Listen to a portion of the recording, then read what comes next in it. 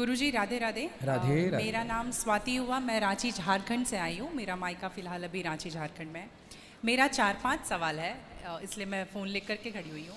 मेरा पहला सवाल ये है गुरुजी कि मम्मी जैसे जितिया करती है, हम लोग 3 भाई बहन हैं, 2 बहनें हैं, 1 भाई, और मेरे घर में एक छोटा सा कुत्ता भी है। तो वो गुरुजी भाई बहन के समान ही है, समझ लीजिए। मतलब मम्मी हम लोगों के कंपैरिजन में उसको ज़्यादा प्यार करती है। मोस्ट ऑफ द टाइम उसके पीछे ही मम्मी का जाता है। तो जब मम्मी जितिया करती है तो कहते हैं सबको पहनाती हो वो बद्धी जितिया वाला, तो क्या हम उसको भी पहना सकते हैं? क्या पहनाती हैं? वो जितिया जो पहनते हैं ना, अभी जितिया वाला जो पर्व था कुछ दिन पहले। हाँ हाँ, या देखो नहीं पहनाना चाहिए? ये क्या होता है, पहले ये समझाओ, हम अभी समझे नहीं क्या होता है। भाषा मिसमैच हो रही है। मैं बताती हूँ। जैसे पति के लिए तीज किया जाता है, करवा चौथ किया जाता है, ठीक उसी प्रकार से बच्चों के लिए जितिया का पर्व किया जाता है। हमारे यहाँ उसे संतान सप्तमी कहते हैं शायद, मुझे इसका ज्ञान नहीं। हाँ हाँ, हमारे यहाँ उसको संतान सप्तमी बोलते हैं। ठीक जी, ठीक है, ठीक है। देखो, बच्चों के साथ बच्चों का व्यवहार करो। जीव मात्र से प्रेम करना बुरा नहीं है। सबसे प्रेम करो, सबको रोटी दो, सबको प्यार करो, सबको दुलार करो। प्यार दुलार करने में कोई बुराई नहीं, पर हर चीज की मर्यादाएं हैं। आप जितना प्यार अपने पति से करती हैं, आप उतना प्यार, उस तरह का प्यार पर पुरुष से करेंगे तो ये मर्यादा के खिलाफ है। मतलब प्यार अब कहें कि नहीं जी, जैसा हम अपने पति से करते हैं वैसे तुमसे भी करेंगे, वो अमर्यादित हो जाएगा। उसी तरह हम गाय से जो व्यवहार कर सकते हैं वो कुत्ते से नहीं कर सकते। तो हर चीज की एक मर्यादा है। कुत्ते को देहली के बाहर रखा जाता है, घर के अंदर नहीं। बट वो तो हमेशा घर में ही रहता है। वो आपकी अज्ञानतावश है। तो कुत्ता जहां जहां अपने पांव रख देता है, कुत्ता जहां जहां होता है, वो अशुद्ध हो जाती है जगह। कुत्ता के स्पर्श से अशुद्धि आती है। इसलिए कुत्ता को रोटी खिलाने का विधान तो है। कुत्ते को आवश्यकता है तो आप उसकी दवाई भी कराइए, है ना। अनायास उसे छूने का विधान नहीं है। तो फिर गुरुजी उसको घर से बाहर कर दें? बाहर क्या, कुत्ते घर के अंदर रहे कब? आज के जमाने में फैशन का जमाना, तो लग्जरी गाड़ियों में घूम रहे हैं कुत्ते। गाय है आपके घर में? नहीं गुरुजी, उसके लिए इसलिए नहीं पॉसिबल है क्योंकि आप फ्लैट में नहीं रख सकते हैं। आप खुद अगर रेंट पे रहते हैं तो समस्या तो यही है कि आज हम कुत्ते को रखने को पॉसिबल मानते हैं, पर गाय को रखना इम्पॉसिबल मानते हैं। गुरुजी, दिक्कत तो कुत्ते से भी है बहुत लोगों को। लॉजिकली देखा जाए, अगर उसको हम बाहर लेकर के जाते हैं शौच के लिए तो उससे भी दिक्कत है, लेकिन कुत्ते में मैनेज हो जाता है क्योंकि हम बाहर लेके जाते हैं। एक्चुअली कुत्ते में आप लोग मैनेज करना सीख गए हैं। काश गाय के साथ भी मैनेज करना सीख गए होते तो गाय भी मैनेज हो जाती है अभ्यास से। अब कुत्ते के संग रहते रहते अभ्यास हो गया। गाय भी ना, छोटी सी गाय आती है जो हिमालय तरफ की गाय है ना, वो बहुत छोटी सी होती है। वो गाय यदि आप घर में रखेंगे तो वो आपके बिस्तर में सो सकती है, वो आपके संग खा सकती है। मतलब छोटी सी होती है, 1 लीटर दूध देती है वो, और इतनी प्यारी गाय होती है, इतनी सुंदर होती है। मतलब पूरे भारत देश की सर्वश्रेष्ठ नस्ल है वो, सबसे सुंदर सर्वश्रेष्ठ गाय। वो गाय सिर्फ कम दूध देती है। मतलब अपनी गौशाला में जितने छोटे छोटे बछड़े हैं ना, छोटे छोटे, मतलब सामान्य गैया का जो बछड़ा 1 महीने में होता है ना, उतनी बड़ी तो वो पूरी गाय होती है। मतलब उसे आप गोद में लेके जा सकते हैं। वो बच्चे की माँ बन गई है, लेकिन उस गाय को आप अपनी गोद में ले सकते हैं, वो भी गाय होती है। तो कुत्ते वालों को उस गाय के साथ मैनेज कर लेना चाहिए। अच्छा, मतलब उस हाइट, मतलब उस गाय की हाइट की ग्रोथ नहीं है, वो गाय की हाइट, वो गाय बहुत छोटी सी होती है, इतनी सी होती है कि आप उसे गोद में ले सकते हैं। आप उसे गोद में लेके पूरे घर में घूम सकते हैं। मतलब इतनी छोटी गाय होती है वो। देखो, भगवान को पता था कलयुग में ऐसा होगा, इसलिए ऑप्शन दे रखा है। आप कुत्ते को गोद में लेके घूमते हैं, पर भगवान ने ऑप्शन दे रखा था, हम लोगों का ध्यान उस तरफ गया नहीं। सही बात।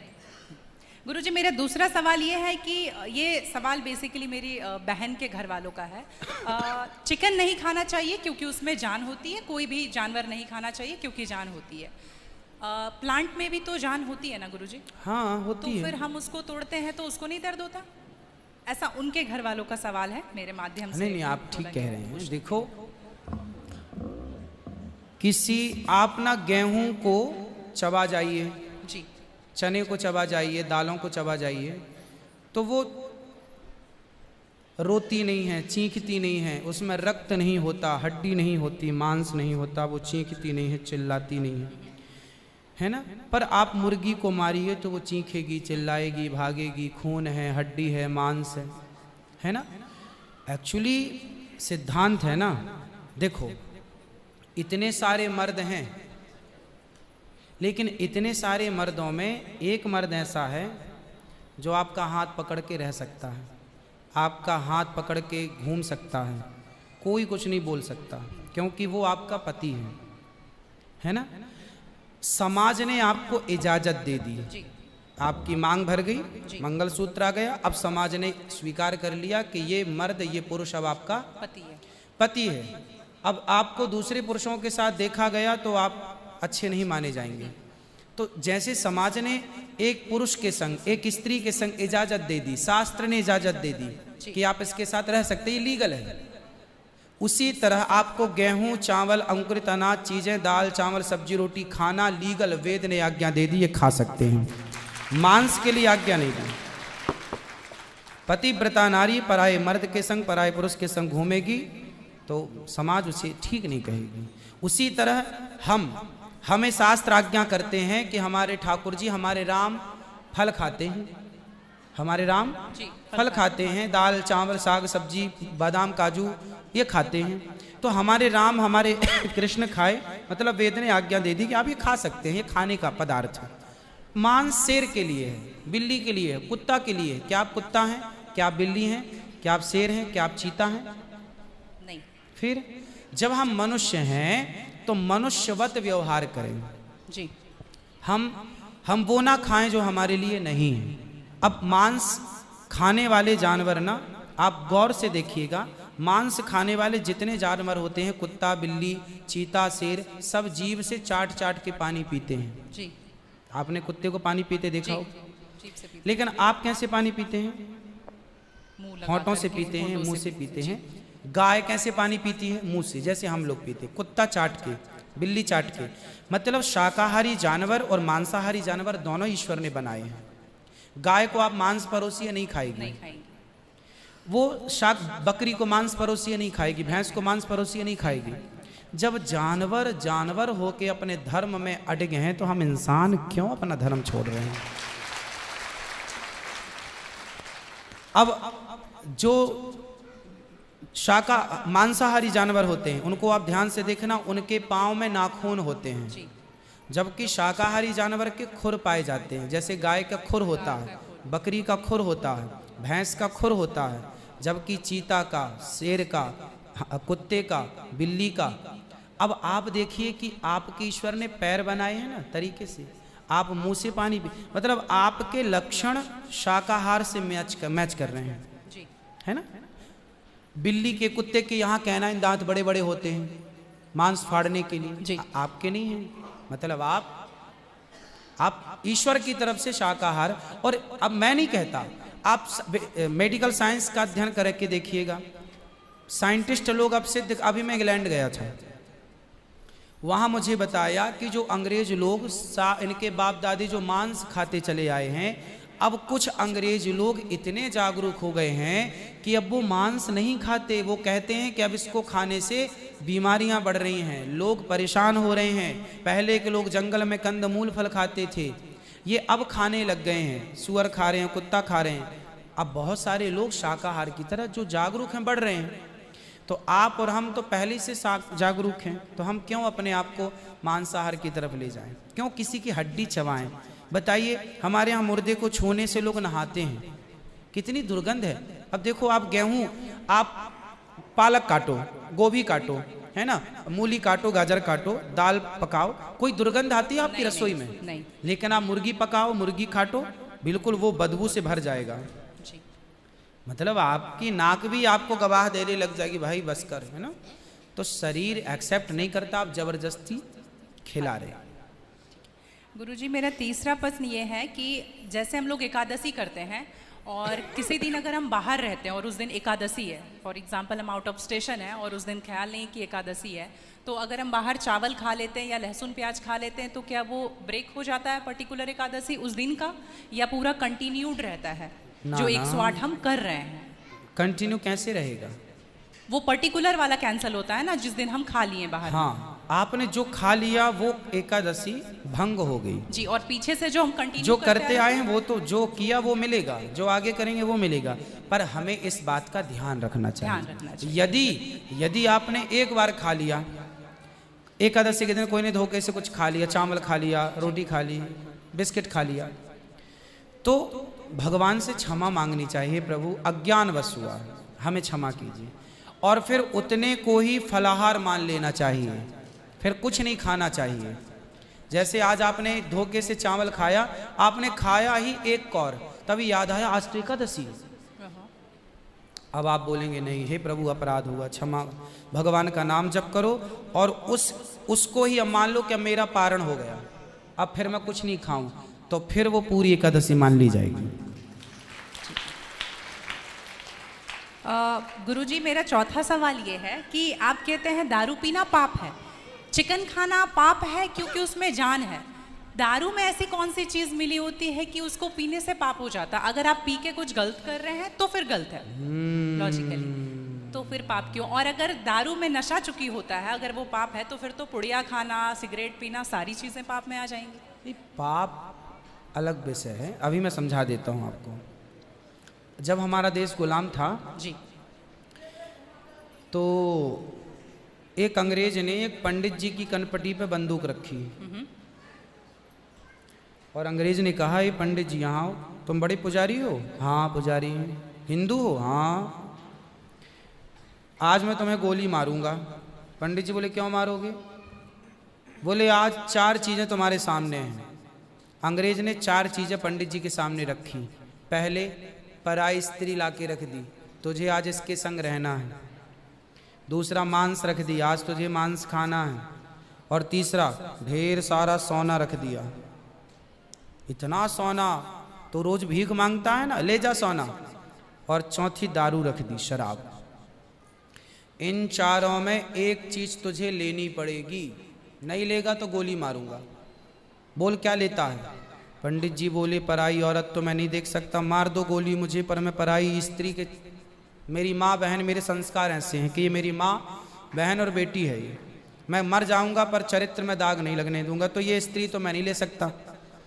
अब मांस भी मेरे धर्म के खिलाफ है, आप गोली मार दो, मैं ब्राह्मण हूँ, मैं मर जाऊंगा पर ये धर्म नहीं छोड़ूंगा। और रहा ये सोना भी नहीं लूंगा, क्योंकि मैं भीख इसलिए बेईमानी करता तो भीख क्यों मांगता? मैं ईमानदारी से भीख मांग के खा सकता हूँ, बेईमानी का करोड़ों नहीं ले सकता, इसलिए सोना भी नहीं लूंगा। हाँ, पंडित जी को लगा ये तो पानी है, दारू शराब, उनको दारू पानी लगा, ये तो पानी है। पंडित जी को बेचारों को पता नहीं था कि दारू का क्या मजा है। अब उनको लगा ये पानी है, पिएंगे निकल जाएगी। पानी समझ के पंडित जी ने बोला कि चलो गोली कनपटी में बंदूक रखा है, चलो पी लेते हैं, अभी निकल जाएगी शाम तक। पंडित जी ने दारू पी, और जब दारू पी ली तो दारू जब पी तो नशा चढ़ा, और जब नशा शराब का जब नशा चढ़ता है तो इंसान नहीं रह जाता। जैसे स्त्रियों को, जिसको ऑपरेशन होता है ना जी, तो रीढ़ की हड्डी में डॉक्टर एक इंजेक्शन लगाते हैं स्पाइनल में, जिससे शून्य हो जाती है। वो अंग क्या हो जाता है? कोई भी ऑपरेशन में डॉक्टर आपको शून्य कर देता है। उसी तरह शराब आपके मस्तिष्क को, आपके सोचने विचारने की क्षमता को शून्य कर देती है, माइंड को शून्य कर देती है। आप ये निर्णय नहीं ले पाते कि क्या सही है और क्या गलत है। अब पंडित जी जब नशे में झूमने लगे तो वो उस स्त्री को छेड़ने लग गए, ए यहाँ जा, नशे में। तो यही तो प्रश्न था मेरा गुरुजी कि वो नशे में ऐसा कर रहे हैं तो गलत है। अगर जो बोलते हैं हम जेंटलमैन पैक पीते हैं, हम 2 पैक पीते हैं या 3 पीते हैं। अच्छा ये बताओ, नशे में करने लगे तो गए, वो नशा आया कहाँ से? शराब जहां पीने से आया वही तो गलत है। नहीं, तो गुरुजी- सारे फसाद की जड़ तो वही है। गुरुजी जब ज्यादा पी ले रहे हैं तो ऐसा हो रहा है, जो कम पी रहे हैं और ये कह रहे हैं कि कम पीने से ऐसा नहीं होता, आप ज्यादा कुछ हमारे भी यहाँ करोगे तो 5 महापाप गिनाए हैं शास्त्रों ने। जी 5 महापाप, उनमें से एक शराब है। शराब है, हाँ। शराब को महापाप इसलिए कहा गया है, ये बुद्धि भ्रष्ट, शराब पीने वाली की बुद्धि सात्विक नहीं हो सकती। आप शराब पीजिए, आप शराब पीने वाला व्यक्ति आध्यात्मिक नहीं हो सकता। जो ईश्वर से कनेक्टिविटी है, जो हम आध्यात्म जगत की बात करते हैं, देखो आप शराब पीने के शराब लोग क्यों पीते हैं? शराब कौन पीता है? समाज में 2 किस्म के लोग होते हैं। एक वो होते हैं, जैसे मैं सात्विक हूं, आप सात्विक हैं, आप चाहते हैं कि मैं भजन करूं भगवान का, ज़्यादा हाय हाय नहीं, शांत खुश भगवान के चिंतन में। एक तो इस प्रकार का आदमी है भगवत चिंतन में, वो ज़्यादा खाता भी नहीं। एक आदमी कैसा है जो विषय भोगी है। शराब शरीर को गर्म करती है जी, शराब शरीर को गर्मी पहुंचाती है। और जो व्यक्ति भोगी होता है, जिसे भोगों को भोगना है, वो लोग शराब का उपयोग करते हैं अपने भोगों की क्षमता को बढ़ाने के लिए। अब जिसे भोग भोगना है वो तो अपनी क्षमता भोगों की बढ़ाए और शराब पिए, परंतु जिसे भगवत प्राप्ति करना हो, ईश्वर से नेह करना हो, मन लगाना हो, संत लोग 1 टाइम भोजन करते हैं, 2 टाइम नहीं खाते। बोले शरीर को केवल जिंदा रखना है, ज्यादा खिलाएंगे तो शरीर फिर हानिकारक है, मन भटकेगा। इसलिए यदि आपके अंदर ईश्वर की प्राप्ति की साधना है तो आपका आहार विहार शुद्ध अपने आप हो जाएगा। और मन में यदि कामना है तो फिर लोग तो चरस भी पीते हैं, अफीम भी लेते हैं। ये सब चरस अफीम क्या करती हैं? शरीर को उत्तेजित करती हैं। ये सब शरीर को उत्तेजित करने वाले पदार्थ हैं। तो बाकी जितने भी नशा वाली चीज हैं, हाँ। गुटखा, खैनी, दारू जो भी हैं, ये सारे फिर उतने ही इक्विवेलेंटली सब नुकसानदायक है। खैनी से कैंसर होता है, सिगरेट से लंग्स खराब होते हैं। गुल से क्या होता है गुरुजी? किससे? गुल जो करते हैं, गुल क्या होता वो है? पाउडर एक होता है ना? नहीं वो मैं जानता नहीं। चरस अफीम क्या कहते हैं? क्या है बेटा? ड्रग्स? नहीं नहीं, वो ड्रग्स नहीं होता, डब्बे में आता है गुल। नहीं, वो गांव के लोग को मैंने देखा करते हुए। हाँ, तंबाकू चूना? नहीं वो मैं उसके बारे में पहली बार सुन रहा हूँ, अब रिसर्च करना पड़ेगा वो चीज क्या है। मतलब कुछ भी नशीला पदार्थ देखो गलत तो गलत है, सब गलत है। सब गलत। शराब कौन सी सही है? सिगरेट कोई पिए तो कौन सा समझदार है? आप खैनी खाएं, गुटखा खाएं, अब कौन सही? इसे कौन कहे? मूर्ख ही सही कहेगा, खाने वाला ही सही कह सकता है। तो मतलब सब इक्वली उतना ही पाप है। पाप पुण्य अलग विषय हो गया। नहीं गुरुजी, आप कहते हैं कि दारू शराब को पाप माना गया है, बाकी ये चीजों सारी में- चीज पाप के अंतर्गत है। अब सेहत खराब हो ही जाएगी। शराब के नशे को पाप माना गया है, बाकी चीजें गलत हैं। ठीक है, महापाप में शराब को लिया गया है, बाकी चीजों को गलत। सही कैसे हो सकती है खैनी और सिगरेट और बाकी चीजें? महापाप में शराब को गिना। देखो एक होता है महापाप, एक होता है पाप। जी महापाप 5 प्रकार के हैं, पाप अनेक प्रकार के हैं। तो पाप है, गलत है, ये सब चीजें गलत हैं। शराब महापाप है। आगे ठीक है गुरुजी, मेरा लास्ट प्रश्न आपके माध्यम से ये बुलवाना है। बहुत सारे लोग खच्चर पर जाते हैं केदारनाथ, और वैष्णो देवी भी जाते हैं खच्चर पे। अगर आप देख रहे हैं तो अभी रिसेंट का वीडियोस देखे होंगे, तो उनको चरस पिला करके लेकर के लोग जा रहे हैं। किसको? खच्चर को? खच्चर को जी, एक नाक बंद करके एक नाक से पिला रहे हैं। और आपको यहाँ पे बहुत सारे लोग एडमायर करते हैं, इवन 11 मिलियन लोग एडमायर करते हैं। अगर आप ये बोल देंगे कि आप धाम जाते हो तो जाओ, लेकिन पैदल जाओ, इनका प्रयोग मत करो, तो मेरे लिए बहुत अच्छा होगा, क्योंकि हम बहुत ज़्यादा ही एनिमल लवर हैं। तो ये देख करके लगा था मुझे कि कभी आऊंगी यहाँ तो आपके माध्यम इसलिए से पहले के लोग जब तीर्थ यात्रा पर वहाँ केदारनाथ बद्रीनाथ जाते थे तो इस उद्देश्य से जाते थे कि अब वापस नहीं आना है। पहले के लोग जाते थे इस उद्देश्य से कि अब वापस नहीं आना, वहीं भगवत धाम में चले जाएंगे। आजकल इसलिए आज के ज़माने में तीर्थ इत्यादि जवानी में ही कर लो।